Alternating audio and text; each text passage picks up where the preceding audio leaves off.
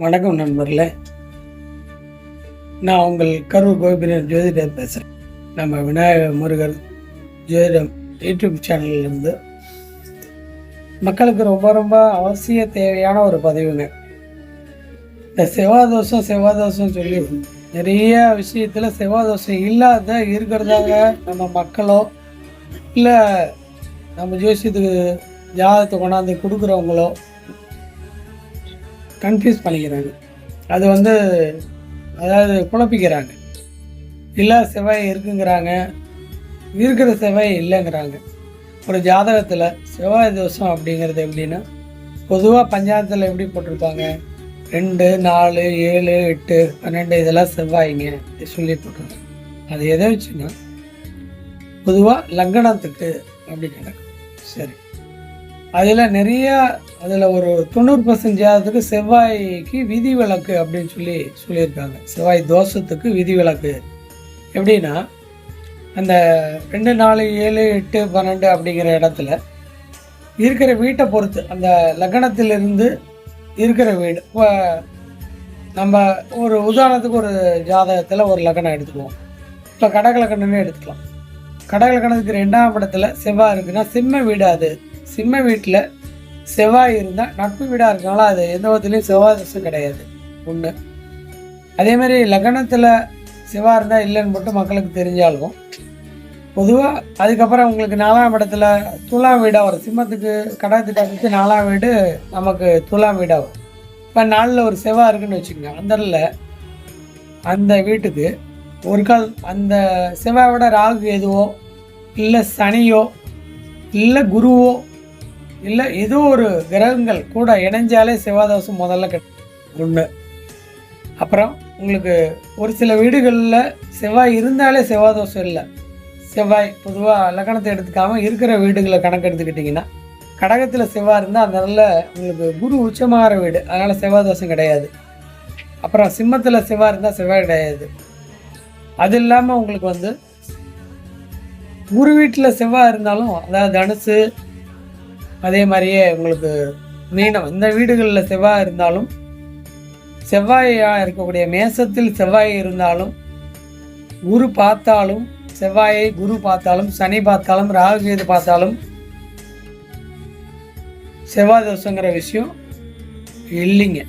அதனால் அது மட்டும் இல்லாமல் உங்களுக்கு ஒரு செவ்வாய் தோஷங்கிற ஒரு விஷயத்த சந்திரனுக்கு பார்க்கணும், லக்னத்துக்கு பார்க்கணும், அது இல்லாமல் சுக்கிரனுக்கும் பார்க்கணும். அப்போ தான் அந்த சுக்கிரன் நிற்கிற இடத்துலேருந்து எத்தனாம் இடத்துல இருக்குது செவ்வாய் இருக்கிற இடங்கள், 2, 4, 7, 8, 12 இருந்தாலும் அந்த வீட்டுக்கு எத்தனாம் வீடாக வருதுன்னு பார்க்கணும். அது இல்லாமல் சந்திரன் நிற்கிற வீட்டுக்கு எத்தனாம் இடத்துல செவ்வாய் இருக்கிற வீடு எது அப்படிங்கிறதையும் பார்க்கணும். இதையெல்லாம் பார்த்துட்டு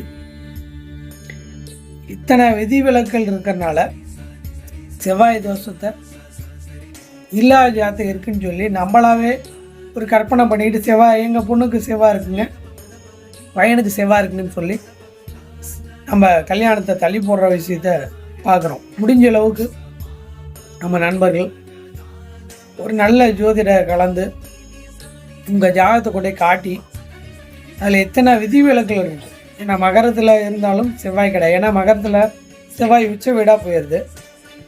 அந்த இடத்துல செவ்வாய் இருந்தாலும் செவ்வாய் கிடையாது. லக்னங்களுக்கும் அந்த கணக்கு இருக்குது. அதனால் நீங்கள் கொஞ்சம் எல்லாத்தையும் பார்த்துட்டு தெரிஞ்சுக்கிட்டு நம்மளாக முடிவெடுக்காமல் நல்ல ஜோதிடரை கலந்து ஆலோசித்து முடிவெடுங்க.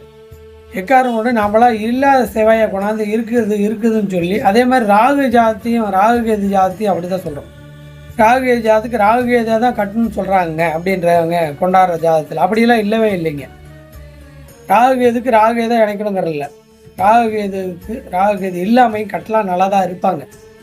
ஏன், அதெல்லாம் ஜாதகத்திலேயே அதுக்கான ப்ரிடிக்ஷன் இருக்குது உள்ளே. அதனால் நீங்கள் எங்கள் பொண்ணு ஜாதகம் சுத்த ஜாதகங்க, அவர் ஜாதகத்தில் ராகு ஜாதகமாக இருக்குது அப்படின்னு நீங்கள் கணக்கு எடுத்துக்கிட்டால் அங்கே சந்திரனுக்கு எப்படி இருக்குன்னு பார்க்கணும். அது இல்லாமல் நீங்கள் இந்த சுக்கிரனுக்கு எப்படி இருக்குன்னு பார்க்கணும். வெறும் லக்கணத்தை மட்டும் வச்சுக்கிட்டு நம்ம முடிவு எடுத்தால் தோற்று போயிடுவோங்க. அது இல்லாமல் நம்ம முடிவு எடுக்கக்கூடாது. அது ஜாதகத்தை எங்களை மாதிரி இருக்கிற ஜோதிடர்கிட்ட கொண்டாந்து காட்டி அதில் ஆலோசனை பண்ணி கலந்து நீங்கள் முடிவெடுத்தீங்கன்னா ஜெயிச்சிடலாம். இல்லாட்டினா தேவையெல்லாம் குழப்பந்தாங்க மிஞ்சும். நீங்களாம் முடிவெடுக்காமல் இதனாலேயே நிறைய கல்யாணங்கள் வந்து உங்களுக்கு பார்த்தீங்கன்னா தடைப்படுது, நிற்கிது. இல்லாட்டி நல்ல ஜாதகங்களை நம்மளாம் அவாய்ட் பண்ணி வேணான்னு சொல்லி கழிச்சிடும். அதனால் இந்த ராகு எது செவ்வாய் அது இல்லாமல் இன்னும் கூட இருக்குங்க. என்ன சொல்கிறாங்கன்னா, கமலசரியா ஏங்க ஒன்றுக்கு மூல நஸ்திரங்க, அப்போ அது வந்து மாமனாருக்கு ஆகாதுன்னு சொல்லிட்டாங்க. அதனால் அந்த மாதிரி அது இல்லாமல் ஆயில நஸ்திரங்க மாமியாவுக்கு ஆகாதுன்னு சொல்லிட்டாங்க, விசாகங்க மச்சனுக்கு ஆகாது சொல்லிட்டாங்க. இந்த மாதிரி நஸ்திரங்கள் கேட்டையாக இருக்கிறதும் அதே மாதிரி பிரச்சனையாக இருக்குது, இப்படிலாம் சொல்கிறாங்க. அப்புறம் ஒரு சிலர் பூராடம் நூலாடம்லாம் சொல்லிவிட்டாங்கன்னு.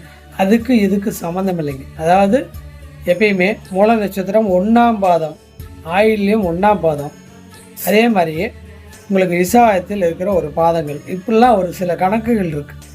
மீதிக்கெல்லாம் அதே உங்களுக்கு மூலமோ ஆயில்யமோ அதே மாதிரியே விசாகமோ ஒரு சில 2-3 நாள் அந்த மாதிரி விஷயங்கள் வந்து உங்களுக்கு வந்து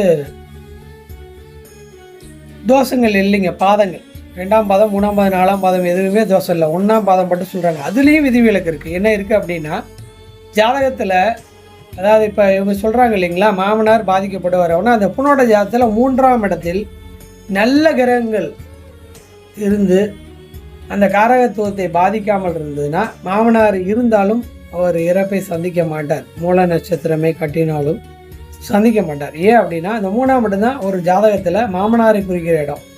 பொதுவாக பார்க்கும்போது 3ஆம் இடத்துல நம்ம வந்து சகோதரஸ்தானமும் எடுத்துப்போம். அதில் 3ஆம் இடமும் இருக்குது பெண் ஜாதகத்தில், அதையும் அலசணும். அதே மாதிரி தான் ஆண் ஜாதகத்துக்கும். ஆனால் ஆணுக்கு எந்த நட்சத்திரமும் தோஷம் இல்லை. அது தெரியாமல் என்னங்கிறாங்க, ஆண் ஜாதகத்தில் மூல நட்சத்திரம் இருந்தாலும் ஏங்க அந்த ஜாதகத்துக்கு வந்து மாமனார் இல்லா விடா வேணும்னு ஆண் ஜாதகத்துக்கே தேவையில்லாமல் இருக்கவங்க சொல்லிட்டு இருக்காங்க. அப்போ இது வந்து நம்மளாக ஏற்படுத்தி வச்சுக்கிட்டு தானே தவிர அந்த மாதிரியான விஷயங்கள்லாம் இதில் எதுவும் இல்லைங்க. அதனால் ரொம்ப தெளிவாக நீங்கள் எல்லோரும் ஒரு ஜாதகம் பார்க்குறனா நல்ல ஜோதிடரை அணுகி முடிவெடுங்க. அது இல்லாமல் உங்களுக்கு மாமியா ஆயிலே நஸ்திரமாக இருக்குது, மாமியாவுக்கு ஆகாதுன்னு சொன்னாங்கன்னா அதுக்கான விதிவிலக்கு நிறையா இருக்குங்க. கண்டாந்திர நஸ்திரங்களுக்கு கோயில்னு நான் ஒரு யூடியூப்பில் பேசியிருக்கேன். அதுக்கான தாலிச்சிராட்டை போயிட்டு நீங்கள் அங்கே போய் வாங்கிட்டு வந்து எங்கே அப்படின்னா நம்ம திருமங்கலக்குடியில் மங்களாமையிட்ட போயிட்டு வாங்கிட்டு வந்து அந்த தாலிச்சிரட்டில் தாலி கட்டும்போது எவ்வளோ பெரிய தோஷங்கள் இருந்தாலும் நீங்கி அவங்களுடைய மன வாழ்க்கை நல்லா இருக்குது, யாரையும் பாதிக்கிறது இல்லை. அதனால் அதையும் கணக்கில் வச்சுக்க. எவ்வளோ விதிவிலக்குகள் ஆண்டவன் நம்மளுக்கு கொடுத்துட்டாருங்க. நம்ம அதை தேடுறதில்ல. நம்மளாம் இன்னும் உட்காந்துக்கிட்டு ஏங்க மூல நட்சத்திரங்க ஆயில நட்சத்திரங்க கேட்ட நட்சத்திரங்க விசா நட்சத்திரங்கன்னு பேசிகிட்டு இருக்கிறோம். அதனால் அப்போ உங்களுக்கு இந்த ஆயில நட்சத்திரம்னா உன்னோட ஜாதகத்தில் 10ஆம் இடம் மாமியார் ஸ்தானம் அது நல்லா தெளிவாக வலுவாக இருந்ததுன்னா உங்களுக்கு 1ஆம் பாதமாக இருந்தாலும் ஒன்றும் பண்ணாது. எந்த பாதமாக இருந்தாலும் அந்த நட்சத்திரங்கள் கண்டாத நட்சத்திரங்கள் அதில் அவங்கள பாதிக்கிறது இல்லைங்க. குரு பார்த்துட்டாலும் பாதிப்பு இல்லை. செவ்வாய்க்கு எப்படி குரு பார்த்தா செவ்வாய் இல்லை, சனி பார்த்தா இல்லை, ராகு எது பார்த்தா இல்லைன்னு சொல்கிறோமோ அந்த மாதிரி ஜோசியத்தில் நிறைய உள்ளே இருந்து பார்க்குற விஷயங்கள் நிறைய இருக்குங்க. அது தெரியாமல் நம்மளாக பார்த்துக்கிட்டு நம்ம குழந்தைகளோட ஜாதகத்தை நம்மளை தள்ளி போட்டு வச்சுக்கிட்டு இன்னும் கொஞ்சம் நாள் ஓட்டுங்க, நல்ல ஜாதகத்தை அதே மாதிரி செவ்வாய் இருக்குதுங்க அதில் இல்லைங்க அதனால் சேர்க்க முடியாதுன்னு சொல்லிட்டாங்க அப்படின்னு சொல்லி சொல்கிறீங்க. அப்படி இல்லைங்க. நல்லா ஒரு இடத்துக்கு 2 இடத்துல போயிட்டு ஜாதகத்தை நல்ல ஜோதிடர்கிட்ட அணுகி காட்டி தயவுசெய்து உங்கள் குழந்தைகளோட எதிர்காலத்தை தள்ளி போடாமல் மங்கள காரியத்தை அதிவிரைவில் சீக்கிரமாக அட்டகாசமாக நீங்கள் கொஞ்சம் ஏற்படுத்தி உங்களுடைய நிம்மதியையும் தேடிக்குங்க. அவங்களுக்கு ஒரு நல்ல வாழ்க்கை பலனை அமைச்சு கொடுங்க. நல்லதே நடக்குங்க. நம்ம விநாயக முருகன் ஜோதிடம் யூடியூப் சேனல் இது வரைக்கும் யாரும் சப்ஸ்கிரைப் பண்ணாமல் இருந்தால் தயவுசெய்து சப்ஸ்கிரைப் பண்ணிக்கோங்க. அப்போ தான் நான் கொடுக்குற ஒவ்வொரு நல்ல தகவல்களும் உங்களுக்கு வந்து சேரும். உறுதியாக உங்களுடைய நண்பர்களுக்கும் நம்ம யூடியூப் சேனலில் பரிமாறுங்க. அதாவது சப்ஸ்கிரைப் பண்ண சொல்லுங்கள். நல்ல முக்கியமான தகவல் மட்டுமே உங்களுக்கு அற்புதமான தகவலை அடிக்கடி கரூர் விநாயகர் ஜோதிடம் கோவிப்பிரியன் உங்களுக்கு அப்பப்போ தருவேன். நல்லதே நடக்குங்க. நற்பவி நல்வாழ்த்துக்கள். நன்றிங்க.